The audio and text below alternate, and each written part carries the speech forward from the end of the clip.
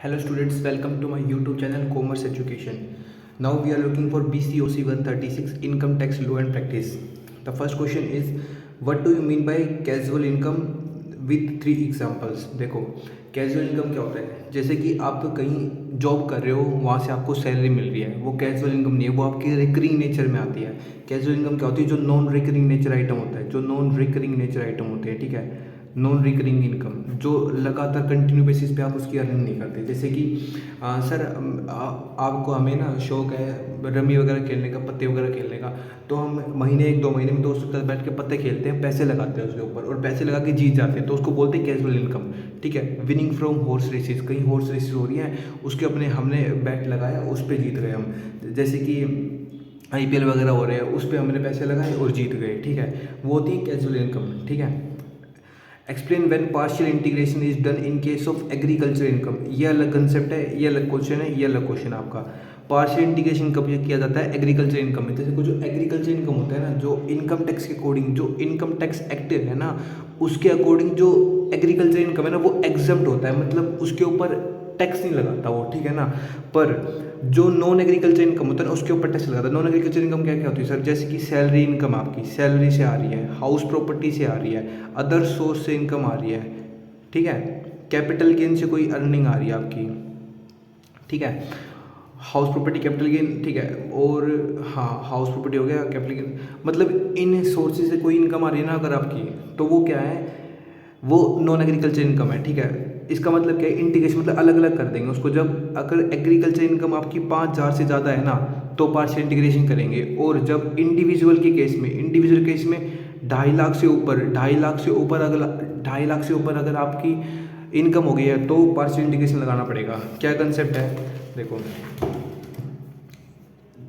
जब इंडिविजुअल की केस में एग्रीकल्चर इनकम जो है, एग्रीकल्चर इनकम जो है वो 5,000 से ज़्यादा है, वो 5,000 से ज़्यादा है, ठीक है।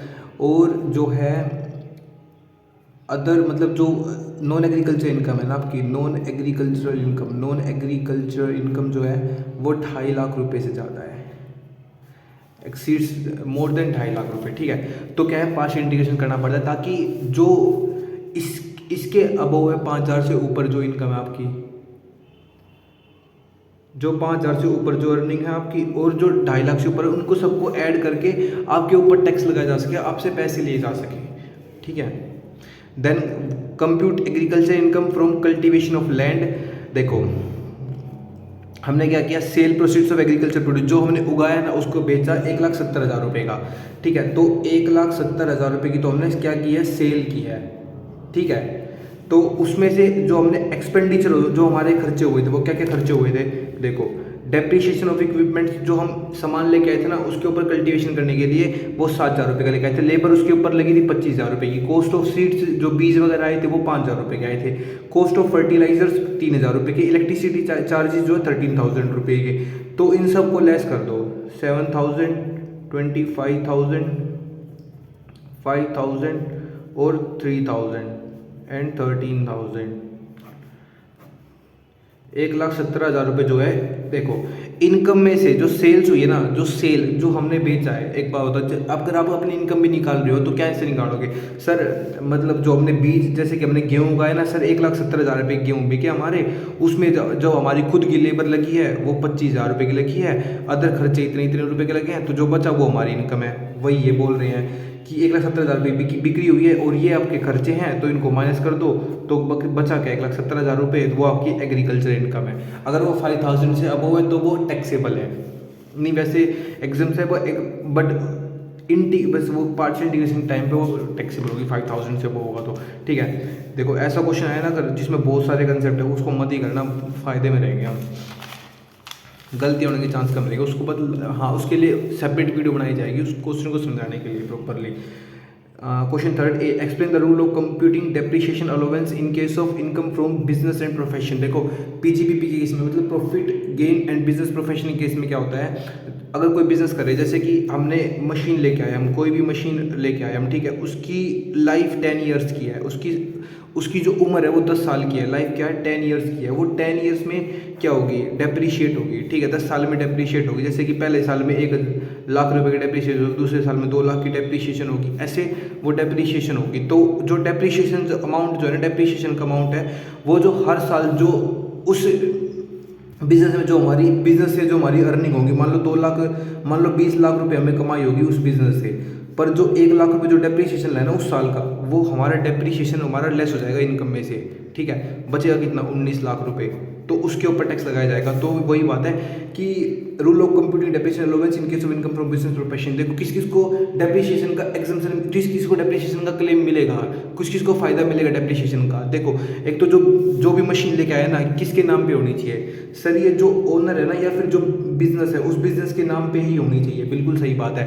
डेप्रिसिएशन कौन सा लगा रहे हैं हम, डेप्रिसिएशन लगा रहे हैं सर WDP या SLM, वो बता देंगे उसमें, ठीक है। कौन से ब्लॉक का आइटम है, जैसे कि टेंजिबल ब्लॉक का आइटम है, इनटेंजिबल ब्लॉक का आइटम है, वो उसके अकॉर्डिंग इनकम टैक्स ने अपने डेप्रिसिएशन रेट दे रखे, उस रेट के अकॉर्डिंग ही लगाएंगे। जैसे कि मशीन के ऊपर अगर 15% देखो 15% लगाएंगे, कंप्यूटर्स के ऊपर उन्होंने 40% डेप्रिसिएशन बोला तो 40% डेप्रिसिएशन ही बोलेंगे लगाएंगे। और उन्होंने ये भी बोला हुआ है कि किस किस ब्लॉक में कितने कितने लाइफ तक डेप्रिसिएशन लगेगा। किसी ब्लॉक में 10 साल तक डेप्रिसिएशन अलाउ होगा आपको एग्जम्पशन, किसी ब्लॉक में आपको 5 ईयर्स तक ये एग्जम्पशन होगा, ठीक है, वो बात उसमें बोली मैं। देन हाँ, और जो गुडविल है और जो लैंड है उसके ऊपर आप डेप्रिसिएशन क्लेम नहीं कर सकते हैं, गुडविल और लैंड के ऊपर आप डेप्रिसिएशन क्लेम नहीं कर सकते हैं, ठीक है। Next question is explain the provision of section 43B with regards to deduction is to be allowed only on payment basis. मतलब क्या है, 43B एक सेक्शन है, 43B of income tax act का एक सेक्शन है। उसमें क्या बोलता है कि जो भी आपने एक्सपेंडिचर कराया ना किसी भी, जैसे कि प्रोविडेंट फंड के ऊपर कोई PF जो प्रोविडेंट फंड होता है ना उसके लिए कंट्रीब्यूशन किया है, ठीक है, या फिर ग्रेचुइटी फंड के लिए कंट्रीब्यूशन किया है, तो PF फंड का जो कंट्रीब्यूशन है ना, अगर वो इनकम जो अगर आपने इनकम टैक्स रिटर्न जो फाइल करनी है ना उससे पहले अगर आपने वो PF आपने कंट्रीब्यूट नहीं किया, अगर पेमेंट नहीं की उसकी, तो उसका डिडक्शन नहीं मिलेगा आपको, ठीक है। मतलब इसमें क्या है, पेमेंट बेसिस पे डिडक्शन मिलेगा, ठीक है। जिस साल में आप पेमेंट करोगे ना उसी साल में आपको डिडक्शन मिलेगा। जिस साल में आपकी लायबिलिटी बनती है ना पे करने की, अगर उस साल में करोगे तो उसमें नहीं मिलेगा।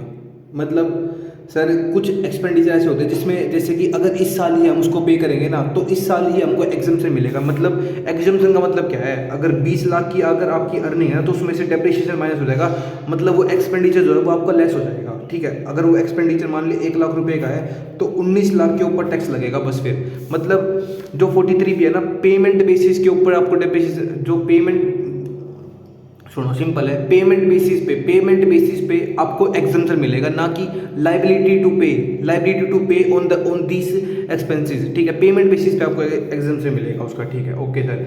Then next is discuss the provision of section 54 regarding capital gain on transfer of house property use for residential purposes. देखो अगर अभी आपके पास ना रेजिडेंशियल प्रॉपर्टी जिसकी कॉस्ट है 20 लाख रुपए, ठीक है, अगर उसने आप मतलब जिसमें आप रह रहे हो ना उसकी 20 लाख रुपए कॉस्ट है, आपने इतने रुपए की खरीदी थी वो, ठीक है। अगर आपने वो सेल कर दी, मान लो आपने वो 50 लाख रुपए की सेल कर दी, कितने रुपए की सेल कर दी, मान लो आपने 50 लाख रुपए की सेल कर दी। रेजिडेंशियल प्रॉपर्टी की बात करें सेक्शन 54 के अंदर, रेजिडेंशियल प्रॉपर्टी मतलब जिसमें हम खुद रह रहे हैं, जिसको अपने रहने के पर्पज के लिए यूज करना, कि बिजनेस पर्पज के लिए यूज कर रहे हैं, बिजनेस पर्पज के लिए उसको यूज नहीं कर रहे, रेजिडेंशियल प्रॉपर्टी रेजिडेंशियल पर्पज के लिए यूज कर रहे हैं, ठीक है।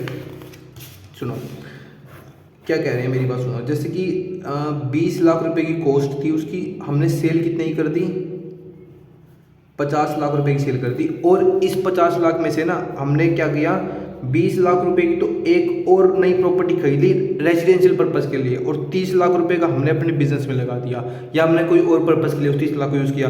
तो वो क्या बोलते हैं, इनकम टैक्स क्या बोलता है 54 के अकॉर्डिंग, सेक्शन 54 के अकॉर्डिंग, अगर इस 50 लाख रुपए में से अगर आपने 20 लाख रुपए की एक और प्रॉपर्टी खरीदी रेजिडेंशियल पर्पस के लिए, तो वो तो आपकी है एग्जम्प्ट, वो तो क्या है आपकी सर एग्जम्प्ट है, उसके ऊपर तो हम टैक्स लेंगे नहीं आपसे। बट जो बाकी 30 लाख रुपए जो आप रेजिडेंशियल प्रॉपर्टी को बेच के रेजिडेंशियल प्रॉपर्टी नहीं खरीद रहे हैं, अगर रेजिडेंशियल प्रॉपर्टी को बेच के रेजिडेंशियल प्रॉपर्टी को बेच के रेजिडेंशियल प्रॉपर्टी ही नहीं खरीद रहे हैं, तो उस बाकी 30 लाख रुपए के ऊपर क्या लगेगा सर, उसके ऊपर तो हम टैक्स लेंगे, उसके ऊपर टैक्स चार्ज करेगा, इनकम टैक्स बोलते हैं, उसके ऊपर तो हम इनकम टैक्स चार्ज करेंगे ही करेंगे, ठीक है सर, कर लो। मान लो जो आपने 20 लाख रुपए की एक और प्रॉपर्टी जो खरीदी, उस 20 लाख रुपए को आपने बाद में सेल किया, बाद में सेल किया मान लो 30 लाख रुपए का, और उससे आपने कुछ भी नहीं खरीदा, उससे आपने कुछ भी नहीं खरीदी, मतलब कोई भी रेजिडेंशियल प्रॉपर्टी आपने उससे नहीं खरीदी है, तो पूरे 30 लाख रुपए के ऊपर क्या लगेगा सर? टैक्स लगेगा, टैक्स लगेगा। समझे सेक्शन 54 में क्या बोला है? नहीं आया समझ में सर? आ गया समझ में, okay thank you. Next is compute income from other source of mister Anupam for assessment year 2021-22। ठीक है, देखो विनिंग फ्रॉम हॉर्स रेस, क्या टोटल इनकम निकालने, कंप्यूट इनकम निकालने, तो क्या है हॉर्स रेस कमाई इनकम, जोड़ दो उसकी। देखो हॉर्स रेस से कितनी कमाई उन्होंने? 10,000 रुपये कमाई, तो उसको ऐड कर दो। लॉस प्रॉपर ये एक तो ये लाइन लिख देना, उसके बाद प्रॉपर डिब्बा बना के ब्रैकेट बना के उसमें लिखना विनिंग फ्रॉम हॉर्स रेसिस, ऐसे लिख के विनिंग फ्रॉम हॉर्स रेसिस 10,000 रुपये। Loss in card, loss in card तो कुछ मत लिखो, इनकम थोड़ी आपकी, इनकम थोड़ी ना है आपकी, सही बात है ना सर? एक सेकंड को, विनिंग फ्रॉम वेजर, जो विनिंग है वो लिख के जाओ 25,000 है ना। उसके बाद क्या है sir? Amount receive from winning of lottery, जो लॉटरी मतलब आपने कोई लॉटरी खरीदी थी, लॉटरी निकल गई आपकी। मैं आपको एक बात बता देता हूँ, आज अगर 10,000 रुपये की लॉटरी निकली ना आपकी, तो उस पर ना 3,000 रुपये ना आपको टैक्स कट के मिलता है, 7,000 रुपये मिलते हैं आपको बस। क्या मिलते हैं?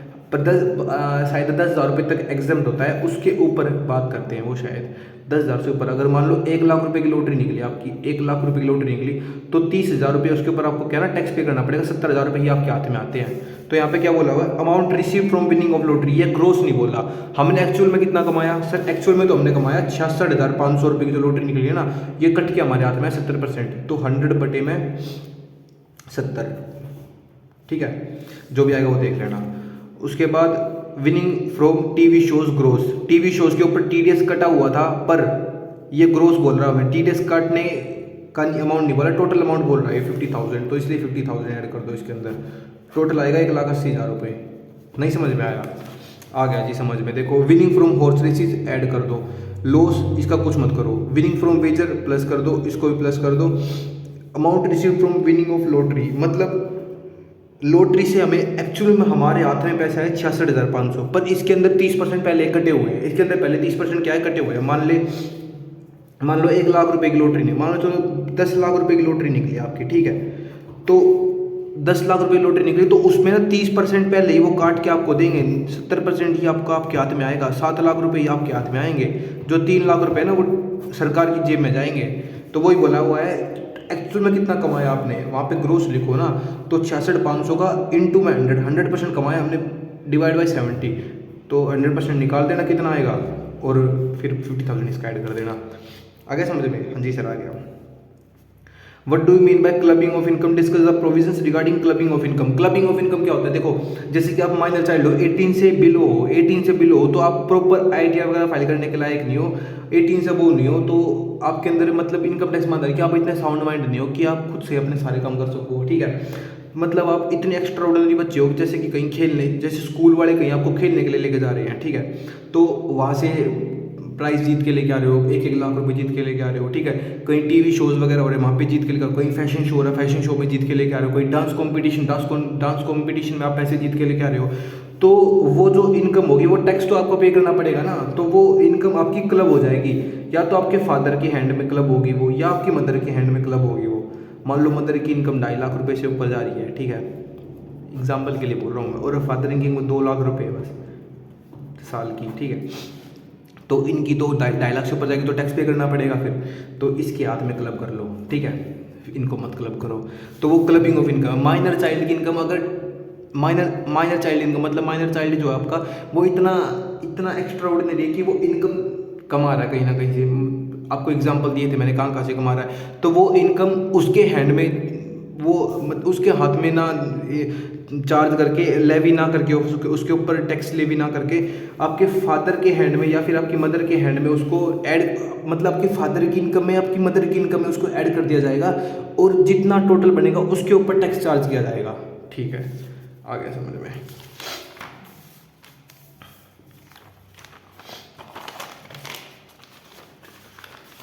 एक second, Please like, share, subscribe the channel.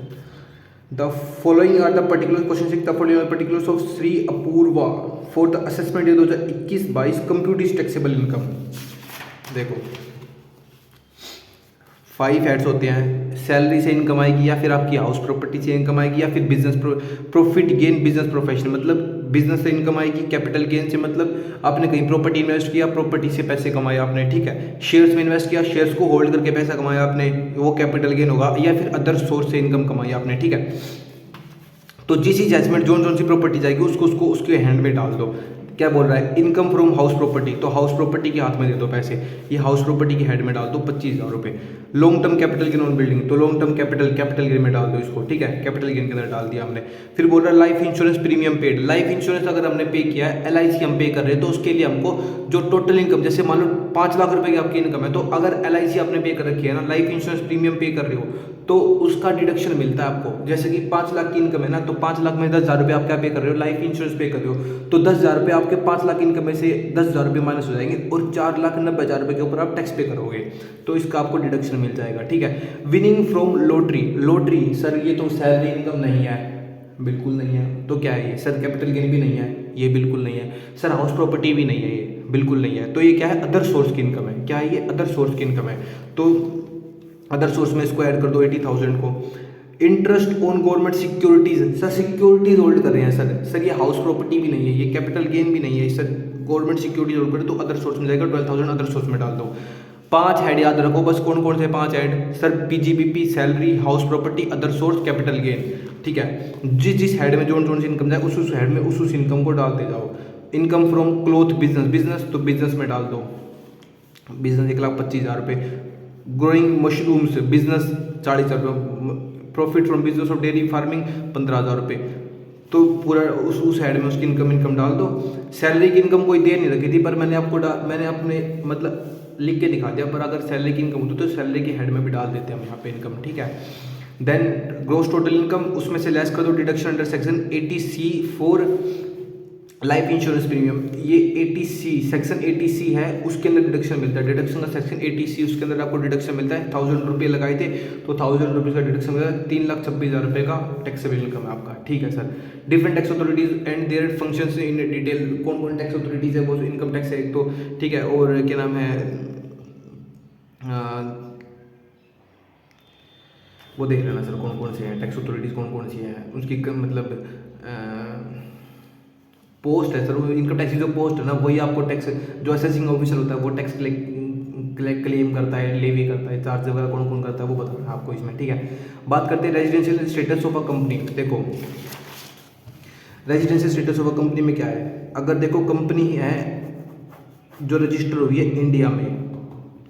India में रजिस्टर हुई है वो, ठीक है, अगर इंडिया में रजिस्टर हुई है, अगर वो कंपनी इंडिया में रजिस्टर्ड हुई है, ठीक है, तो या तो उसका प्लेस ऑफ बिजनेस या फिर कंट्रोल होली कंट्रोल या सब्सिडरी या फिर फुल्ली कंट्रोल या फिर कंट्रोल उसका पूरा का पूरा या फिर 50% से वो फॉरेन में हो जाए, ठीक है, 50% से ऊपर उसके फॉरेन के शेयर होल्डर्स हो, बिल्कुल।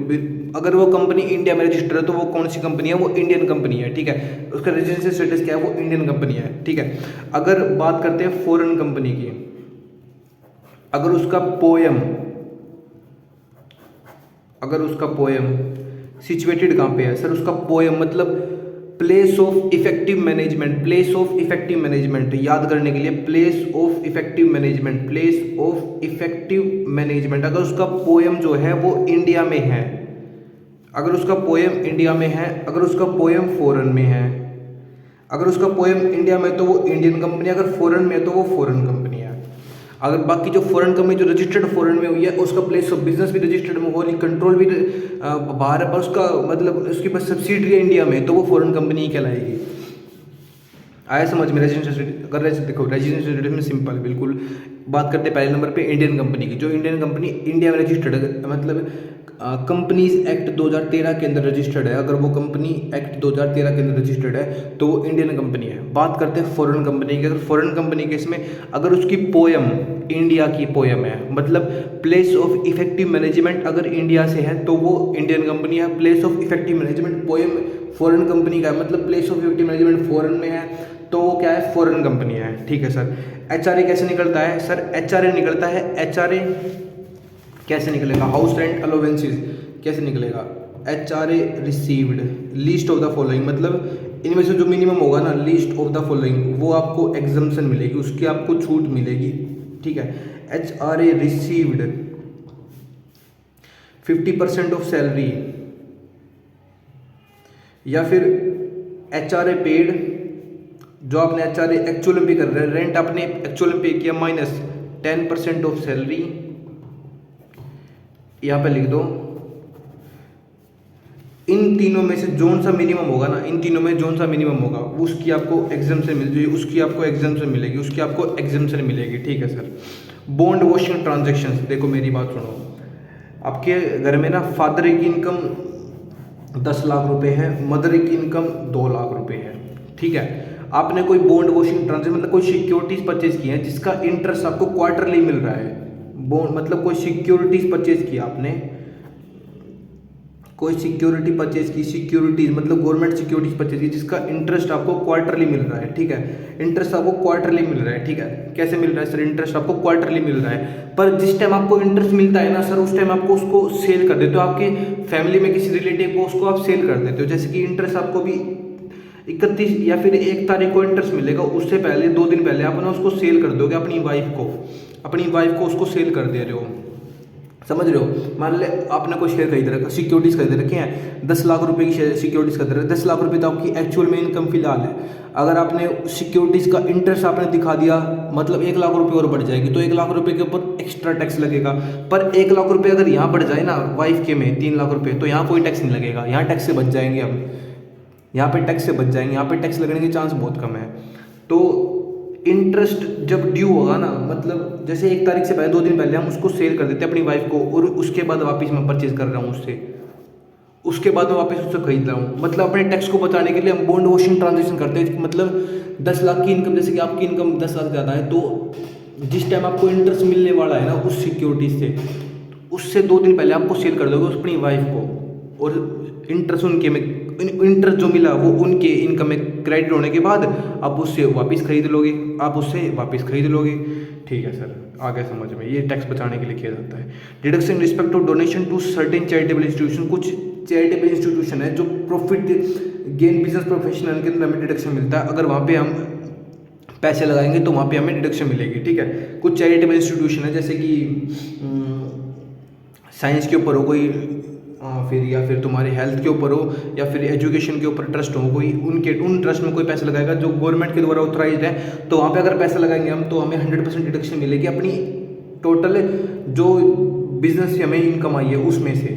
ठीक है सर। ऑनलाइन फाइलिंग और रिटर्न, वही जो 5 ऐड है ना इनकम टैक्स रिटर्न के ऊपर, ITR जो होती है, वहाँ पे इनकम टैक्स रिटर्न का एक वेबसाइट है, वहाँ पे जाके हम इसको लॉगिन करके कस्टमर जो मतलब SSC है, SSC बोलते हैं, कस्टमर नहीं बोलते, यहाँ पे SSC की डिटेल डालेंगे, सर सैलरी से इतनी इनकम आ रही है, हाउस प्रॉपर्टी से इतनी इनकम आ रही है, फिर तुम्हारी अदर सोर्स से इनकम आ रही है, कैपिटल गेन से इतनी इनकम आ रही है, इनकम डाल के तो डिडक्शन जो आएगा वो एक्चुअल में वो खुद ही अपने आप ले लेगा, सारी चीज़ें वहाँ पे ऑनलाइन फाइल कर देते हैं रिटर्न को।